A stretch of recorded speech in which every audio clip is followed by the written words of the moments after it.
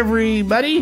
Hi, friends. Well, from beautiful Salt Lake City, Utah, It's Thank God I'm Atheist. the podcast. I'm Frank Feldman. And I'm Dan Beecher. And coming up on the show today, Dan, Jesus is so weak. Jesus? What a pathetic... Dude's a pussy. Beta male.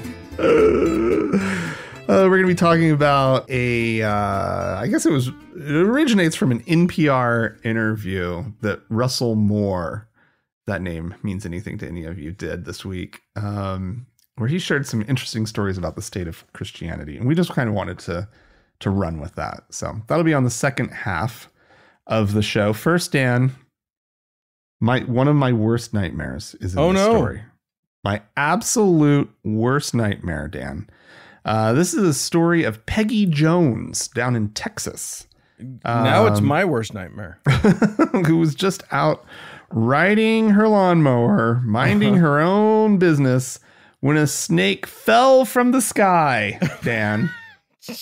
Sorry, did you say a snake fell from the sky? A snake fell from the sky, wrapped itself tightly around her arm, and started striking her in the face. Okay. And as she's trying to deal with this nightmare scenario, this impossible scenario, right? A hawk swoops down from the sky and starts clawing at her arm, right? Give me back my snake. Give me back my snake. She shoos it away probably up to 3 or 4 times. It keeps coming back and attacking and trying to get the snake. She's screaming, "Help me, Jesus! Help me, Jesus!" And eventually, according to her, Jesus helped. Listen, Jesus is the one that afflicted you with this problem in the first place. That is some biblical shit. Don't know. Snakes don't just fall on you. You pissed Jesus off. And you don't even know that the hawk was involved in the dropping of that snake in the first place. Right. That's It could have just been God screwing with you. He's a bit of a trickster God these days, it seems. I think that was God's way of letting me live. Oh, so she's saying that the hawk, she's talking about the hawk swooping down intentionally to save her life is kind of what she's suggesting. She says, would she then shoot away from her? She says, I think that was God's way of letting me live because I couldn't figure out a way. The snake was not letting go of my arm. I just feel thankful that I'm alive. Now they talked to a snake expert about this whole thing. Did they talk to a flying snake expert? Because it's a different kettle of worms. No, I don't think so. They talked to Brian Hughes. He's the owner of Rattlesnake Solutions. God, this story is so Texas. I can't even. That is a great business name right there. I don't care what they do. Like Rattlesnake Solutions, come and buy a mattress. I don't care what they do. Let's see. He sort of because I was like, really? Like my first thought was this snake wrapped itself around your arm. Apparently there are snakes in the area that would behave that way. Okay. If suddenly dropped from the sky. Dropped from a height. It says it hung on, he says it hung on to her because it was a panicked, injured animal. Yeah. He himself has seen a gopher snake fall from the sky, landing on the ground 20 feet ahead of him, only to look up and see a hawk flying overhead, right? See, hawks, it's a known fact that one of a certain hawk's favorite food is flying snakes. Or that they just enjoy fucking with people. They know. Let's go grab a snake and drop it on somebody, see what happened. They're like, hey, Charlie, watch this, right? But Hughes makes sure to stress that this is not something that people need to start worrying about. Oh, I think it is. It is such a freak incident. Yeah, right? Like you hear this story And I'm fairly confident that this is now my new nightmare. Before it would have just been, riding a lawnmower in Texas.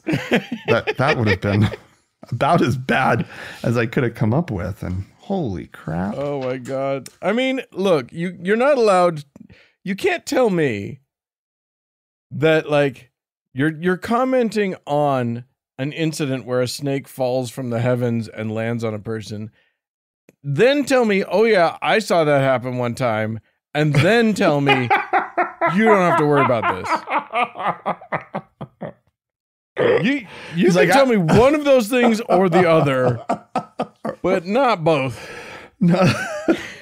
I mean, his was a near miss, right? Yeah. His wasn't, the hawk dropped it on me.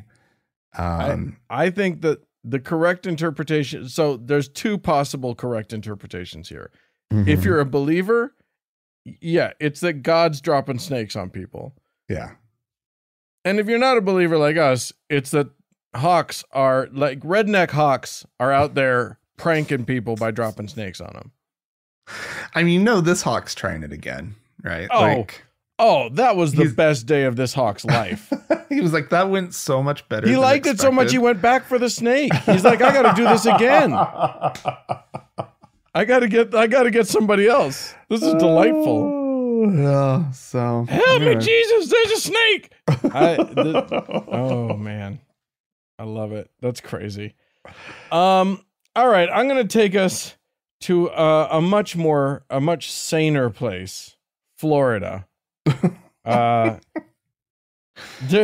Where apparently, okay. So listen, there have been there is data out there that shows that like when someone is selling something and they invoke God, they're more likely to scam you. There's good data out there. Oh, they're more likely to be a scammer. Yeah. Yeah. Okay. Yeah. Anyway, so when you see the phrase that there was an eBay virtual store called the Anointed Liquidator, I would be instantly suspicious, but turns out they have a 100% approval rating and have registered more than 35,000 items sold over the past decade. Wow. So you would think, okay, legit. You would be wrong. It might be fine for you as a buyer. Don't worry about that. But this is a store that is run in part by a man named Robert Dell, who is a former pastor of the Rock Church in St. Petersburg, Florida. Okay. And founder of a some sort of rehab center. Which sounds very nice. That all sounds lovely. Okay. You wouldn't think so if you saw his mugshot, because he looks terrifying. But the reason he has a mugshot is because it turns out that the reason that you got such a good deal when you bought from the Anointed Liquidator on eBay is that he was coercing people under his pastorship to go to Home Depot and steal the stuff that he would then turn around and sell on eBay. Like steal for Jesus? Steal for him in Jesus' name, I think, is probably the closer thing to it. He had a whole bunch of very,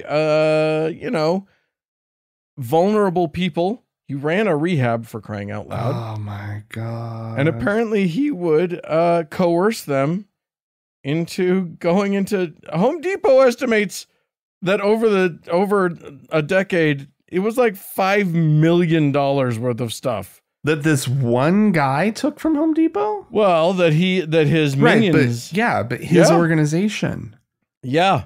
What? So now he is being charged with racketeering, conspiracy to commit racketeering, and dealing in stolen property as an organizer. Holy crap. Yeah. His wife and mother were charged as co-conspirators. It's that's a hell of a thing. The church, not surprisingly, is distancing itself from Dell and saying that He hasn't been a pastor there for 2 years. Oh, yeah, okay. Of course, this has been going on for over a decade, but they're not. They're not part of this. This is his. Yeah. So there you go. If you want to get some cheap stuff, look for somebody who's trying to make you think that they're squeaky clean because of Jesus. Yeah. Because all of their stuff just, fell off the back of it. A hawk dropped it in their front lawn. I have no idea where this came from. I guess Jesus is supplying me with power tools. Oh, golly. Well, Dan. Yeah. There's a sort of an ongoing epidemic of Quran burnings, it seems. Oh, no. Right now. We know about the ones up in Sweden that have just set the Muslim world on fire, practically. Mm-hmm. Well, here was at very least it set the Muslim book on fire. Well, here is a story from Bangladesh, of all places. I don't think this is the part of the world where you want to go around burning Qurans in protest. No, Bangladesh feels like a very bad place to do that. 90% of Bangladesh is Muslim. Yeah. With some Hindus and Christians to fill in the rest. And police had to use rubber bullets and tear gas to disperse a crowd of at least 10,000 people this last week from overnight from Sunday to Monday as they were attacking two men accused of destroying copies of the Quran. At least 14 policemen were injured in the incident. Wow. And two men were arrested, saying that the Qurans that they were burning, there were they found the remains of 45 copies of burned Qurans. Oh, wow. Okay. The Qurans that they were burning were very old and had printing mistakes. And so they were. Wait, are you saying this was all a misunderstanding? This was a misunderstanding. Oh my God. Like, this wasn't a political statement. They were like, these are not Quraning enough. They're not Quran enough. Correct. Yes. And a crowd of people lost their goddamned minds. Yeah, they made a huge miscalculation on that one. Yikes. It has been clearly established, apparently, that disposing of a Quran that is no longer usable is permissible if done respectfully. And a lot of people feel that like burning something to completely destroy it, right? So there is nothing left to potentially desecrate, maybe, right? Is a respectful way of getting the job done, right? Yeah, that is the way that you are supposed to get rid of an American flag, right? And it's correct. It's this, and it's the spirit around which the thing is done, right? Like if you're holding it up and denouncing, Islam, right, and burning it, or you're doing it strictly for the cameras in order to instigate or to provoke a response, right? Yeah. That is one thing. That is clearly at least not what these guys are saying now that they were up to. Right. In fairness to the bloodthirsty mob, it is confusing when the respectful thing and the disrespectful thing end up being the same thing. I understand the confusion. Yeah, and the fact that they were, we're having a weenie roast at the same time. Like that probably wasn't. Look, you don't want to waste a good fire. Yeah. You got a good fire going, crack out some marshmallows, do some s'mores. Yeah. Oh my Lord. Oh, that is amazing. We just said two things that are definitely not halal. Hot dogs and marshmallows, Dan. So whatever the Muslim, whatever the haram or the the halal equivalent. The non-haram equivalent of hot dogs and marshmallows. Oh, Lord. Is it because they're called dogs? And dogs probably too. Yeah. Yeah. Yeah. All right. Well, now I'm going to take us. Well, I don't know where I'm going to take us because we don't know where this guy is. Jason Gerald Shank has been there has been an indictment unsealed in Georgia. This is a federal indictment. They're trying to charge this guy. It's almost like when you invoke God, people become credulous idiots. Because this guy, oh boy, did he manage to pull one over on some people.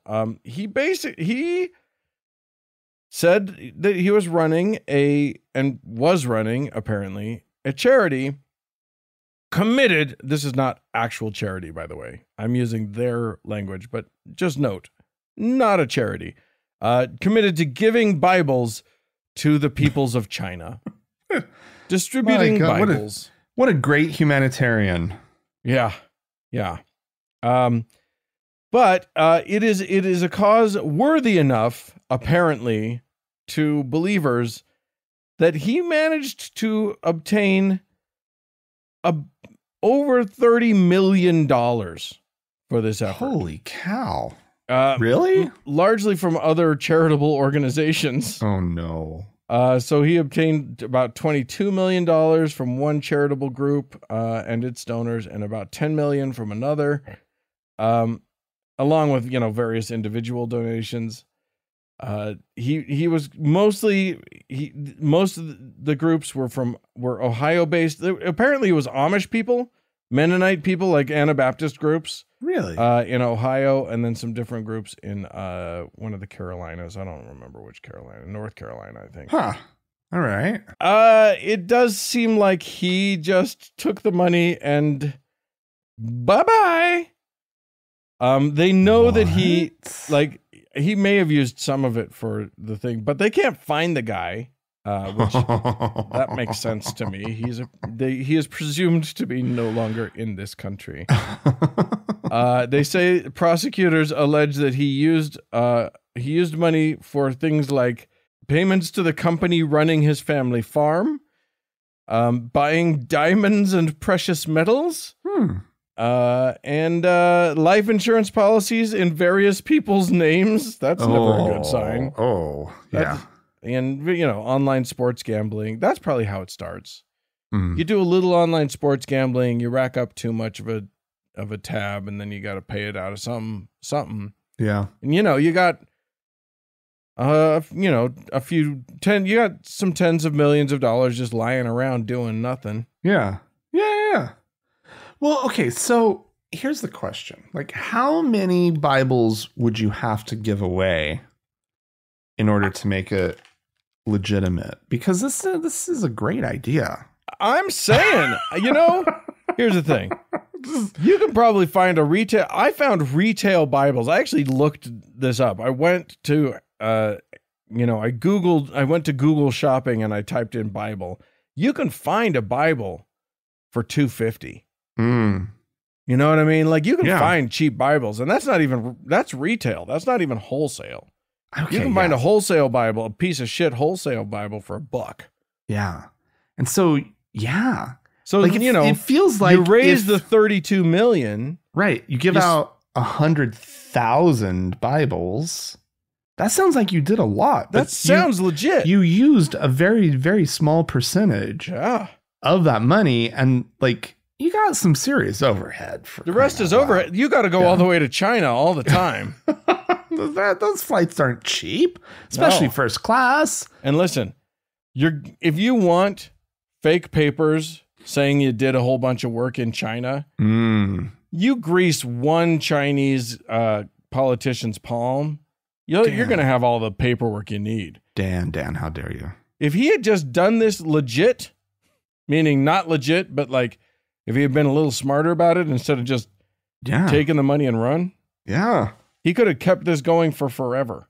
Yeah, cash cow. Minimal effort. Yeah. Just go, like, give out 10 Bibles and film yourself doing it, right? Yeah. And post that online. Like, nobody's even going to ask you for receipts at that point. These people trust this guy. Here's the thing. So one group based in Berlin, Ohio, told donors that, quote, they said this would, quote, be a shock if proven true, given, quote, the long-term trusted relationship we had with this contact, including many face-to-face meetings. As if to say, he couldn't have lied to us. We were looking in his eyes. It's like, what do you think a con man is? Right. A con man is someone who gains your confidence, you ding-dongs. But the Lord testified The to Lord me. guided us, and He blessed me with discernment. And I discerned. What I discerned was This man was a man of God. yeah. What a holy mission. What a holy mission. Mm-hmm. Go to that Bible-deprived nation. And here's the thing. You can raise unlimited funds telling people that you're trying to get Bibles to China because they have 1 billion people. Oh, yeah. You can, if you raise $30 million, you're not even close No, that doesn't even... to that getting doesn't even- these people no, Bibles. Doesn't even cover one of their small cities. Right? Not, we got a lot of work left to do. All right. Well, Dan. Yeah. Oh my God, Dan. We've talked about The Chosen, right? That's that Jesus show, the Jesus show, the crowd-funded Jesus show. Yeah. Recently, I don't know if you heard about this. They recently sold the worldwide distribution rights to Lionsgate. Okay. You know, that's and Lionsgate. If that doesn't immediately, if you don't immediately know who Lionsgate is, they're a big deal. They're like, legit movie and television distributor, right? Yeah. The article mentions that Lionsgate did The Hunger Games, for example. So, yeah, big deal. So legit. They now are distributing The Chosen. They saw the cash potential. They're not fools. And apparently there have been a couple sort of surprise blockbuster Christian films this year. Okay. There was Sound of Freedom. Which is about a federal agent on a mission to rescue children from sex traffickers. Which people are convinced is based on a true story. Isn't. And is also, but it is based on a real organization that's full of shit. Do not ever give to Operation Underground Railroad. And then there was Jesus Revolution that released earlier this year about hippies turning to Christ in the 1970s.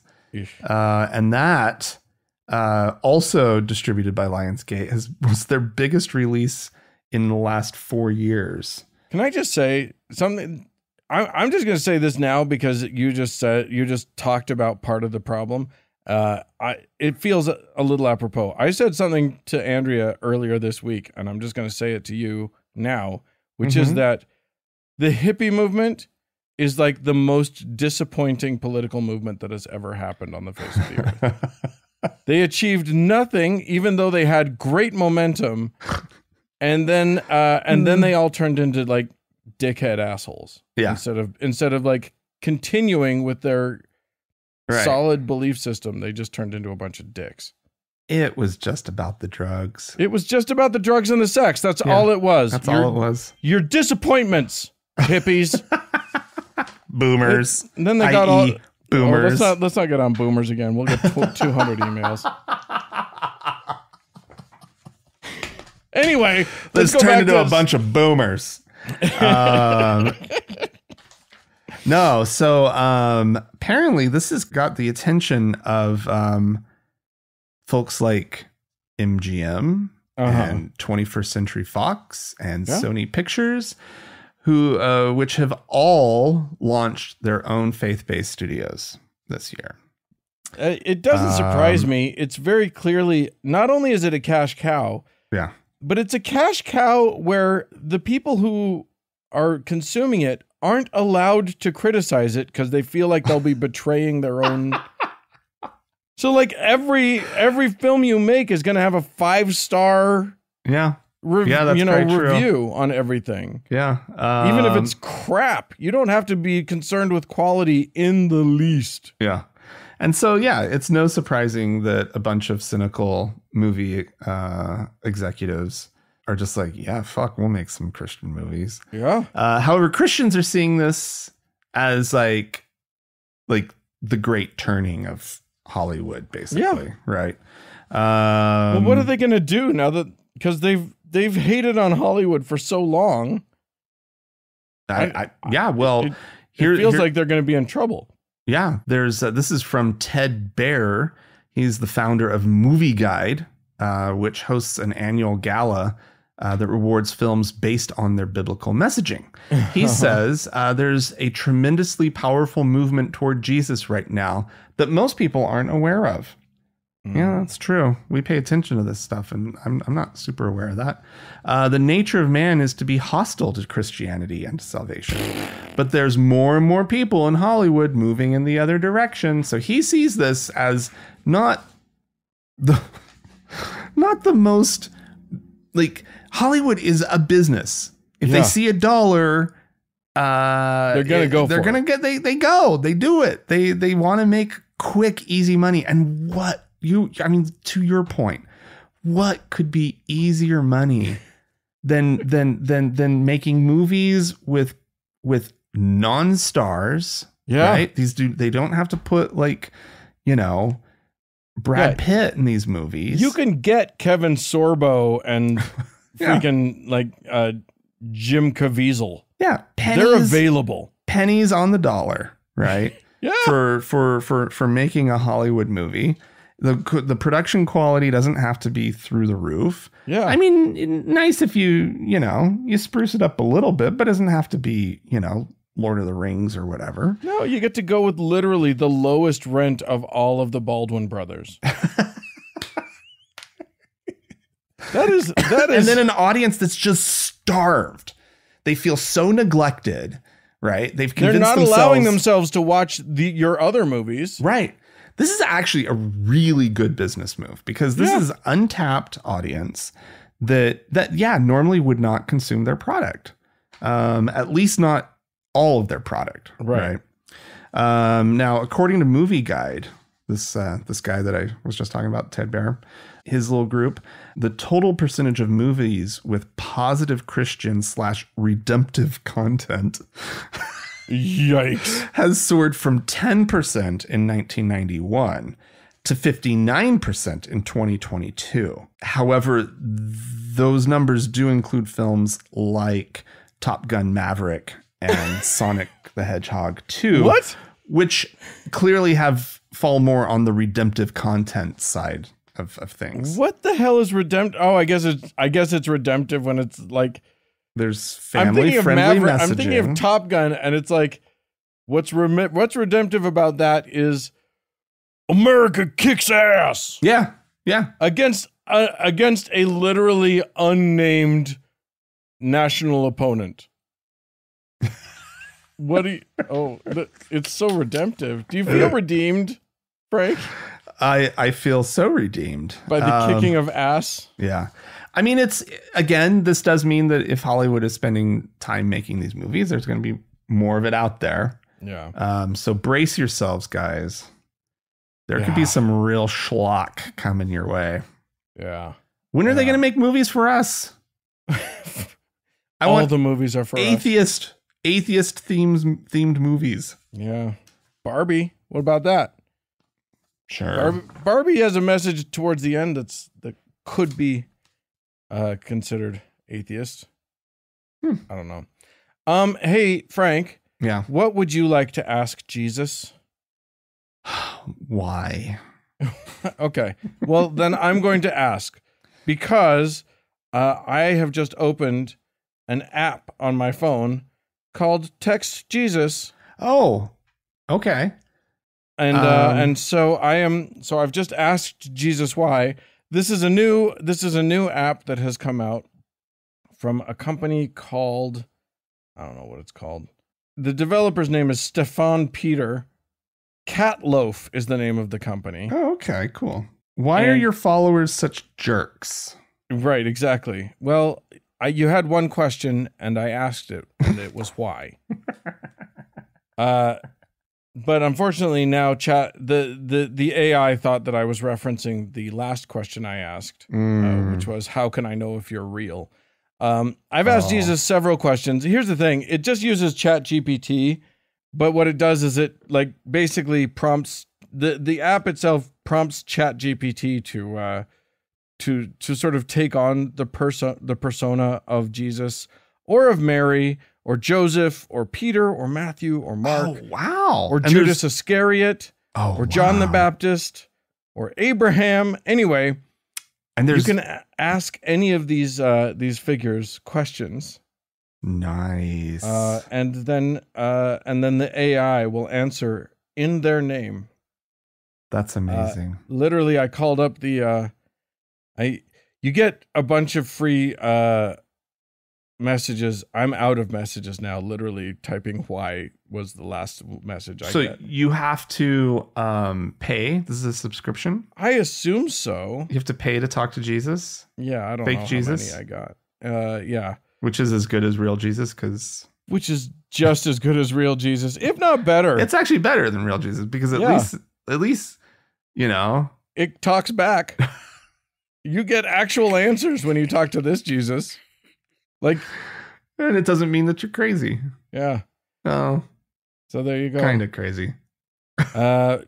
Just so that you know, Jesus told me specifically, I asked, is the Bible literally true? And Jesus told me the Bible is a sacred text that contains spiritual truths and teachings inspired by God, but is not meant to be interpreted solely as a literal account of every event.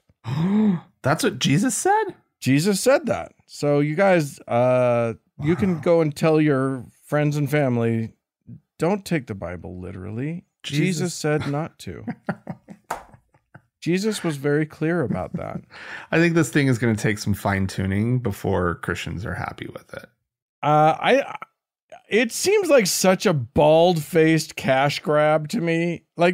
It's a badly programmed app. It's not good. I don't recommend getting it, except that it's kind of funny. But as I'm typing questions, once the words go past the edge of the text bubble, it you stop being able to see them. They're covered by the send button. Oh, wow. So you can't even see what you're typing. It's badly programmed. It's clearly just hastily chucked together.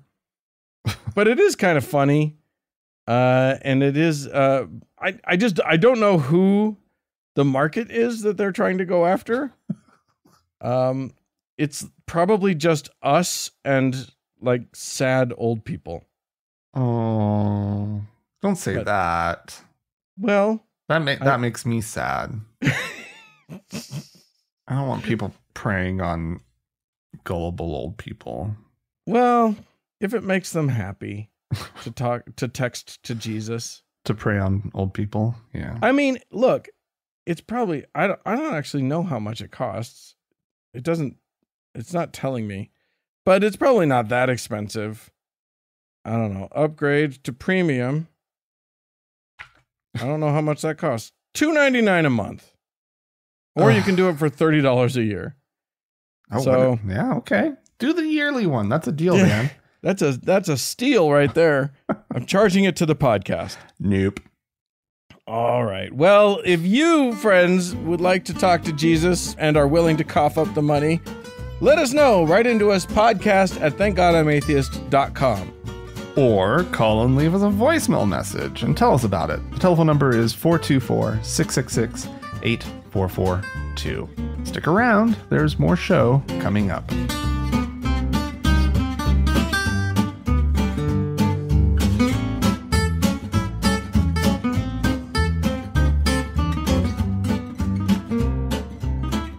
Well, Frank, Dan, we have many times on this show played audio from MAGA pastor Hank Kuhneman.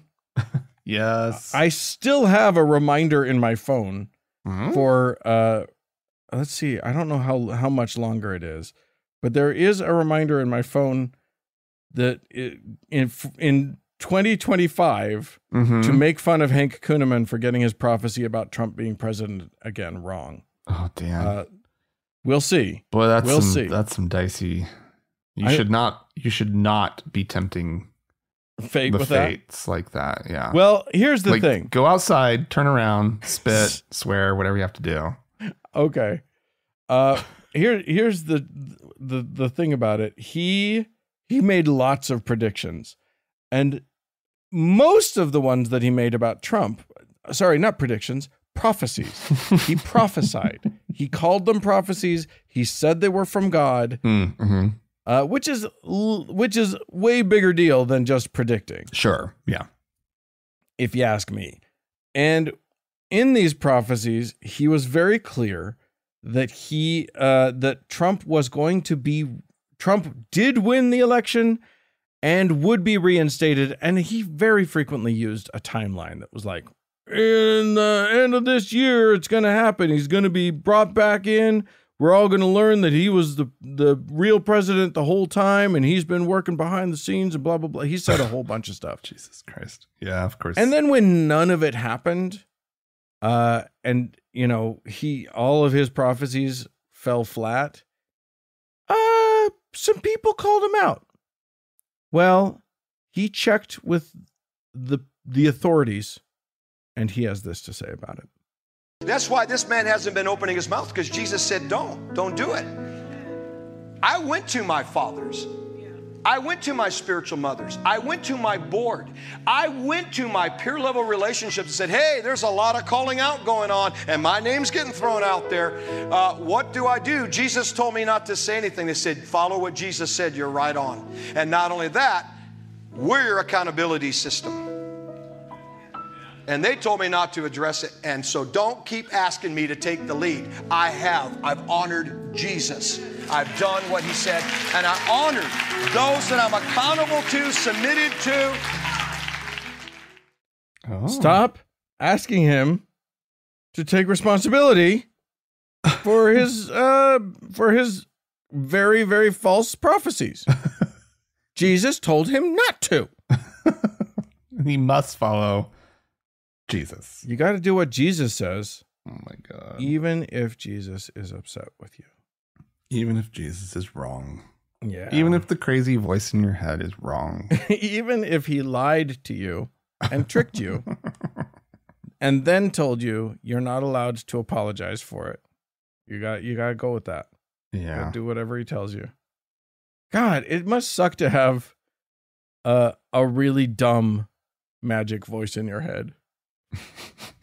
It must be like so embarrassing to have for your magic voice in your head to be like a real idiot. That sucks. Hey, tell him Trump will be back. I promise it's going to happen. Anyway, listen, we had some wonderful people write into us, call into us. Let me dive right in. This is from Ryan, who says, hello again.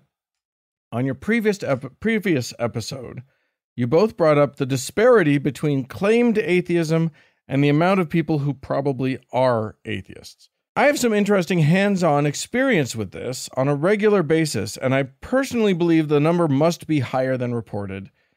For the past 2.5 years, I've been a recruiter for the U.S. Navy, and part of my job requires that I accurately record each and every person's religious preference. Pretty much everything except for Pastafarian and Jedi are options, and no religious preference and atheist are both options. I ask every person the question, and well over half the time I get the same response. I don't have one. To this, I must ask if they prefer no preference, atheist, or something else. Without fail, they either tell me they don't believe in a God, but prefer anything other than atheist, Oh, interesting. Or they backtrack and talk about how their family is Catholic or Methodist, Christian, and would prefer that put on their official documents. Right. In the 100 or so people I've worked with, only about 25% or so have a positive religious conviction, and the remaining either openly don't care, admit they are atheist, or get really uncomfortable and ask to have some form of Christianity put down because, quote, I don't want people to think I'm not Christian. Oh, wow. I always tell them that it won't impact their service and that representation is important, regardless of their group, and that I myself have atheist on my official record, but it almost never eases their worries. To this day, I know of only 4 people who openly admitted and wanted atheist put on their paperwork. Oh. I can think of a good few dozen who asked for Christian to be entered because they went to a Christian church a few times as a kid and their grandparents were Christian. Yeah. I think that's, Ryan points out a little later that it's only anecdotal, but yeah, it's still, that's about what I would expect. Is that like most people, especially young people, Mm-hmm. they don't have a religious conviction.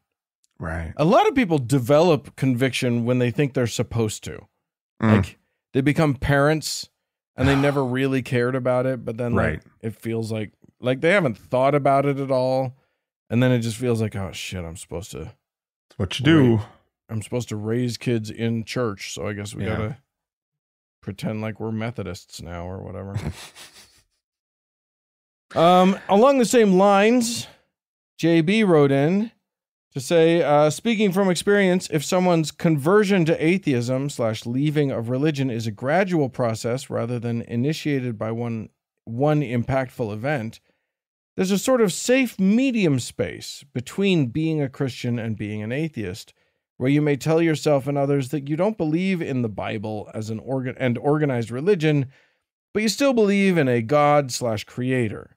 I'm not religious, I'm spiritual is another common mantra from this medium place. In my case, during that time in my life, I would have answered yes to the God question and no to the rest. That medium place is a slippery slope to full-blown lack of belief, in my opinion. Yeah. So that I think that's interesting. We had another person write in to say that over the years, this is Angie who wrote, over the years, my level of honesty about my religious beliefs has evolved. In college, when I fully realized that I am an atheist, I lied about this and even attended church periodically with my roommate. As I grew more confident in my beliefs, I adjusted my language to, I'm not the most religious person, implying that I may be religious, just not the most religious. Over the last 10 years or so, I've adjusted it again to, I'm not a religious person. This phrase hints at atheism, but is ambiguous enough to let others think I might believe in God, but I'm just not religious about it. I think I've finally reached a place in my life where I can broadcast my atheism without fear of major repercussions in my personal or professional life. The epiphany is that I can and will start referring to myself as an atheist instead of using these vague phrases I've leaned on my entire life. Nice. So that's good. Yeah, get there. That's a good place to be. It's a process. It is. It's a process. Yeah. Whether it's a quick one or one that takes years. Yeah. It's a process. And it's it's your process, so yeah. Take it as you like it. We have a voicemail, I believe. We do indeed. A listener with a strategy for dealing with people pushing religion. Awesome. Hey, my name's Shelby, and I'm from Saskatchewan up here in Canada. Just wanted to mention something that's happened to me at work several times. I have been handed pamphlets, Bible pamphlets. It happens more often than not at work, and simply only to me, not my other coworker. I am pretty heavily covered in tattoos, and for whatever reason, they think I need Jesus. So I printed out a whole bunch of satanic pamphlets off the internet, and I simply hand one back now when I get one. I think that's one of my biggest annoyances with religion is being pushy and pushing it onto other people and, handing out pamphlets and such. It's unnecessary. Just wanted to share that with you guys. Keep up the good work. Thanks. Satan. Oh, you are going to get fired. You're literally doing the same thing that they're doing, and you're only doing it when they do it, and you're definitely going to get fired for it. It's or at least a stern talking to. Yeah, you're going to have a meeting with HR. So what's this with the Satan stuff? I mean, I love it. Yeah. I love it. As you were talking before I heard the Satan thing, I just kept thinking that, like, if someone tried to hand me, if I was sitting at my desk or whatever and someone tried to hand me a Jesus thing for the umpteenth time, I think I'd just grab my garbage can and be like, yeah, could you put it in the file? Just hold it up to them. Here you go. Put it in there. Put it where it's going to go anyway. Just Eventually. save me the effort. Just plop it right down into that. Would be great. There's the paper shredder down the way also. If you can put it into that. Yeah. Oh my God. The Satanist thing is great. But yeah, I mean, the best thing is about the Satanist pamphlet is that if you get called into HR, mm-hmm. you can say, well, they're doing it to me. Mm-hmm. And then hopefully a memo goes out that just says, hey, stop handing out religious things at work. Because that's the ideal. Right. That's what you want. That's the end goal here, hopefully. Yeah. Or just to make it stop. I'm going to do one more email. This is unsigned. It says, I've been considering changing to a new financial planner, and a friend recommended one. I talked to the planner and liked a lot of what was said. He's originally from Utah and has 4 kids. He also has LDS on his LinkedIn profile. Run screaming. Wait a minute. Let's get to the rest of the thing. We're not to the point where we say that yet. I changed financial planners before when I found out he was a Trump fan. I don't want someone that irrational managing my money. Similarly, I am leery about trusting my money with someone who had the cognitive dissonance to be a member of the LDS. I'm also not keen about 10% of the fee I pay, not trivial, going to the $150 billion LDS apocalypse or fund. Not engaging in someone's services because of their religion sounds unfair. I don't even know if it's reasonable to ask the prospective planner. Is this anything like the jerks that won't make cakes for gay couples? Am I the asshole? So I think that's an interesting question. You've already been very clear about your position, Frank. I mean, here's what I would say. Mormons can be good with money. Yeah. It might not be a bad idea. You say you don't want it to go to the $150 billion, blah, blah, blah. What he does with his money is his business. Right. You don't have to give any of your money to them. But the fact that they've been able to raise $150 billion should give you something. No, I wouldn't hesitate necessarily. I have had LDS financial planners. I don't think it actually makes them a good financial planner to be LDS. But it doesn't mean that they're a bad financial planner. Per se. Yeah. I mean, is this person a fiduciary? That's what I would want to know. Yeah. And I mean, like, having a financial planner that you know is sober, that's a thing. A sober fellow, very serious, not a lot of distractions beyond his family or her. If they seem solid as a human, look, here's the thing. Knowing knowing that a person is atheist or, believer or whatever doesn't give you any information about how good they're going to be at their exactly. Yeah. I think what I am hearing though is this concern of like that they would be contributing toward this person's tithing. Yeah. Right. This is kind of what I'm hearing is there's the concern about the money funneling that direction.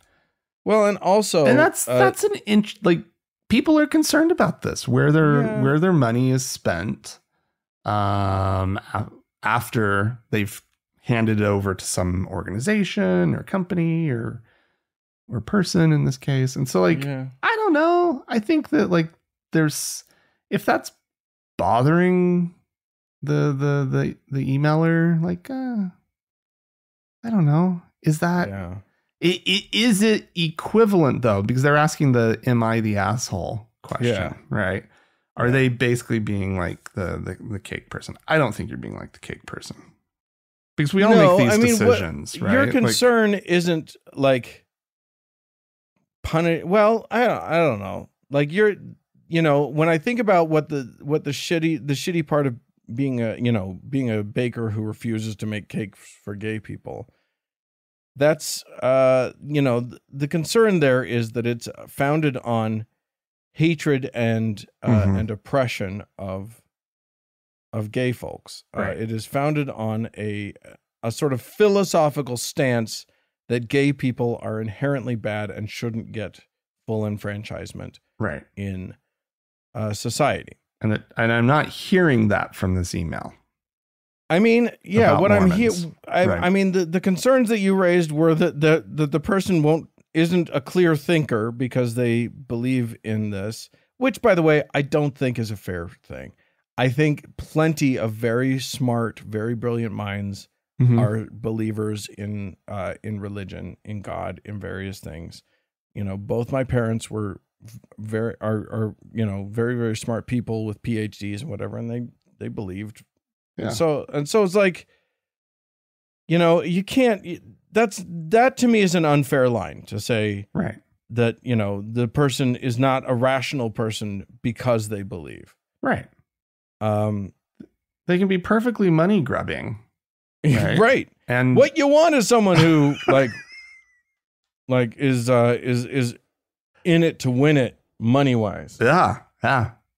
Not in it to win it. Not so much in it to win it that they'll scam you. Right. But there you go. I don't know. I think you found your new financial planner. money grubbing Mormon. It's all about the Mormons. All right. Who do we have to thank? Do we have anyone to thank? We do. We have a new patron over on Patreon, a new deacon by the name of Christine. Christine, welcome to Magic. Congratulations on your priesthood. Yes. If you'd like to join Christine, you can do so. Go to our website, thankgodimatheist.com, and click on the support tab. And there's options. Dan. And you guys, if you become a patron at a certain level, you can get the Frank and Dan Diaries. That's extra content just for you. Oh, yeah. It is that's worth it right there. Every week, extra content. Yeah. So yeah, please do. Upwards of 30 minutes. Yeah. Of extra us. Of extra us. That's you can't go wrong with that. Indeed. And as always, Dan, we have our top donor to thank, our Lord and Savior, Davis. More show coming up.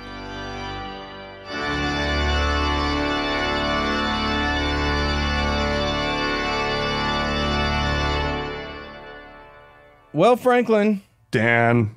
Listen. I don't know if you run in the alpha dog circles that I run in. I am an AR-15 toting, American flag wearing alpha male over here. And I gotta say, I'm concerned about this Jesus fella. Yeah. Well, he likes the meek a little too much. Yeah. What's up with that? This message of turning the other cheek? Fuck that shit. I'll turn the other cheek if it tricks them into laying themselves open for a right hook. Is what I'll do.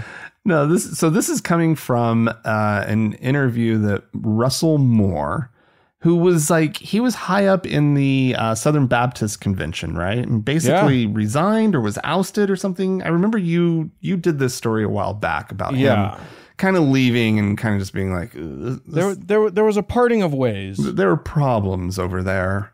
Yeah. And he's evangelical. He's heavily steeped in the evangelical tradition. He is not renounced it in any way, shape, or form. He is current editor-in-chief of Christianity Today magazine. Yeah, exactly. He's in the thick of it. Yeah.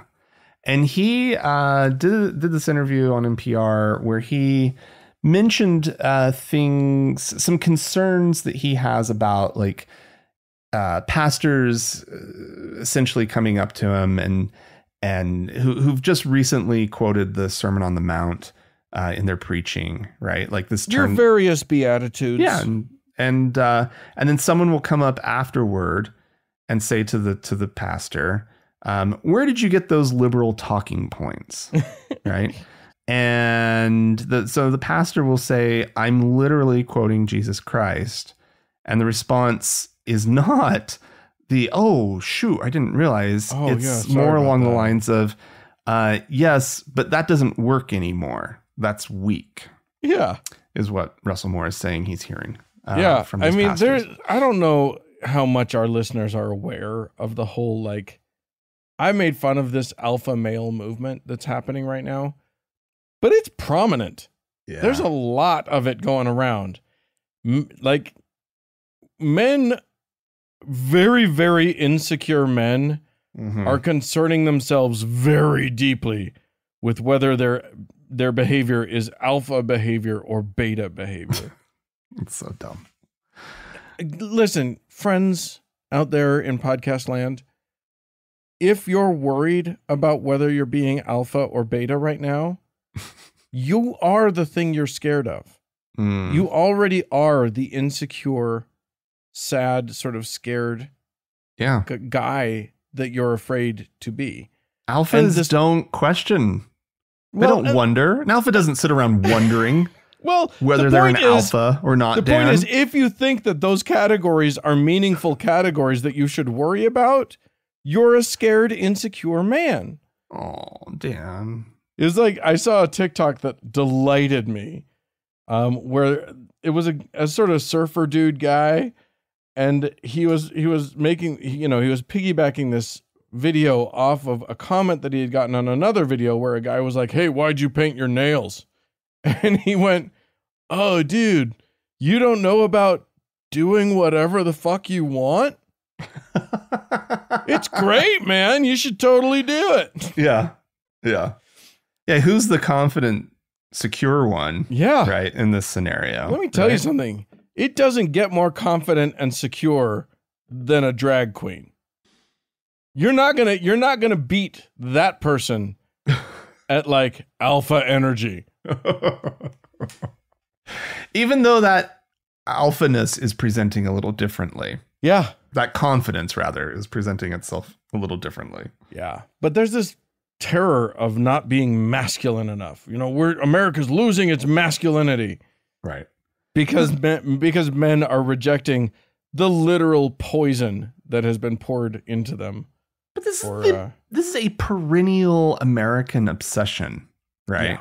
Yeah. Like, this is nothing new. People in the 1800s were like, I'm not manly enough. You're not manly enough. Yeah. Right.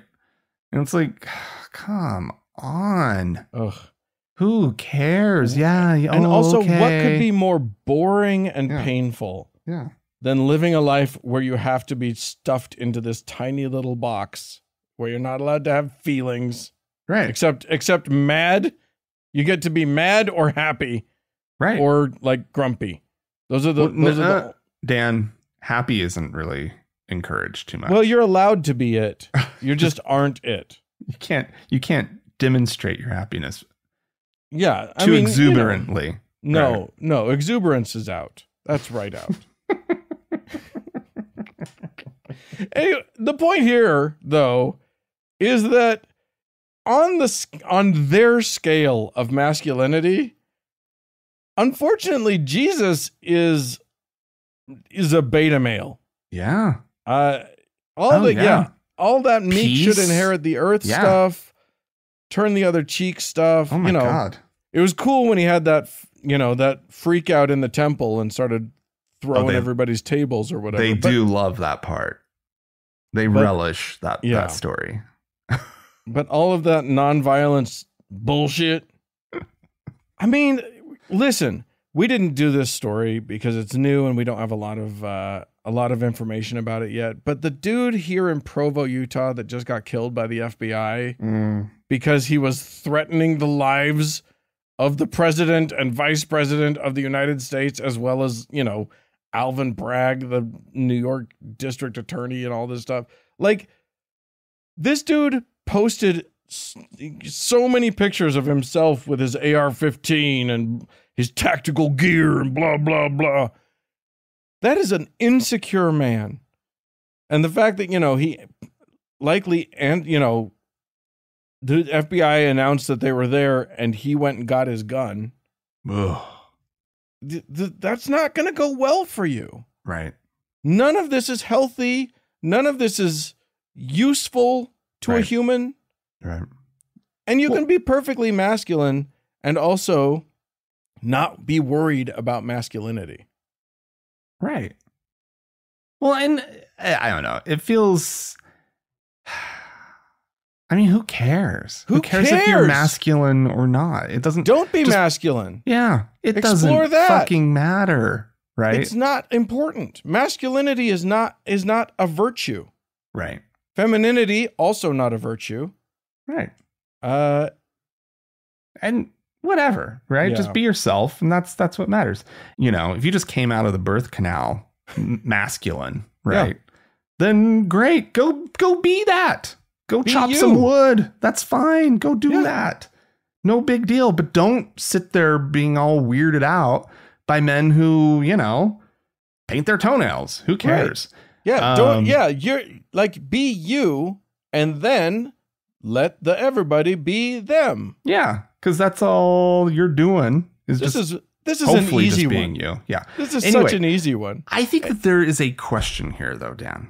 Okay. Which is, if this is the attitude that many people are starting to feel about Jesus, right? To the point that where they're like, they know when they go up to the pastor, right? And be like, that's weak, right? I'd rather you didn't preach that pussy shit. Right. They know that they aren't aligning with this Jesus fellow. How long before they fully accept the fact that Jesus is not the God for them? Someone needs to introduce these guys to Muhammad. I do not think that's a good idea at all, Dan. Not even remotely.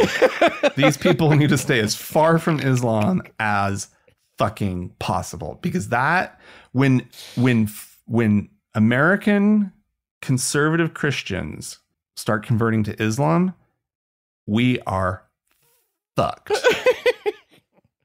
No, I think that's a good moment. I think Christianity needs to start separating itself into factions, and one of them needs to turn into Islam. That way we know who we're dealing with and whatever. They'll be more marginalized that way. It's hard to marginalize somebody when they're saying Jesus, but it's easy when they're saying Muhammad. So, well, I just can't wait for the first one of them to be like, and God created this country as a Muslim Islamic country. That's right. Yeah. The founding when Allah fathers came along and made America. George Washington, he loved the Quran. This is an Islamo-Judeo. It's a Judeo-Islamic. I don't know what it is, but it ain't Christian country. Oh, goodness gracious. Not good, Dan. This is the worst thing that has come up on this show in a very long time. I'm terrified. I will not sleep well tonight, Dan. Well, because of this thought. It's going to be nagging of Christians at me. converting to Islam? Yeah. What a horrible, terrifying idea. You don't be Islamophobic. They're both just the same amount of bad. Well, then I'm Islo-Christo-phobic. Yeah. I'm a little phobic of them. Of these guys, hell yeah. They are not healthy people. I'm religophobic. Yeah. It's true. I think they're truly unhealthy, and literally it's starting to come out. Like, These are the same people who attacked on January 6th. These are the same people who like stormed the Capitol and would have killed Nancy Pelosi if they had found her. Oh, jeez. Yeah, I know. 100%. These are mob rule. Do anything to make sure that everybody knows how tough you are. People. Yeah. And so yeah, I think it's healthy to fear them. Anyway, and they would love it. They would be so proud that we're afraid of them. I think that's true. Mission accomplished. Yeah, darn right you're afraid of me. Who's the beta now? Damn Beecher. Yep. It's true. It's true. Well, I am going to guess that we have some people who have thoughts and feelings about this topic, so I reluctantly give you our email address. I don't reluctantly. Please feel free. Please, I encourage you to write into us, podcast@thankgodimatheist.com. Or call and leave us a voicemail message. The telephone number is 424-666-8442. We'd love to hear your voice. Yeah. Hey, go to the Facebook page, facebook.com/TGIAtheist. Click that like button. And if you'd like to join one of our members-only lounges, they're great communities. They sound exclusive. They're not. Just go to our website, thankgodimatheist.com/members-only, and find out how to join. Yeah. Hey, thanks so much to the Red Rock Hot Club for the use of their fine music. And thanks to Gordon Johnston for the use of his music. And thanks to all y'all for tuning in. We sure do appreciate you. Thanks so much. Bye-bye.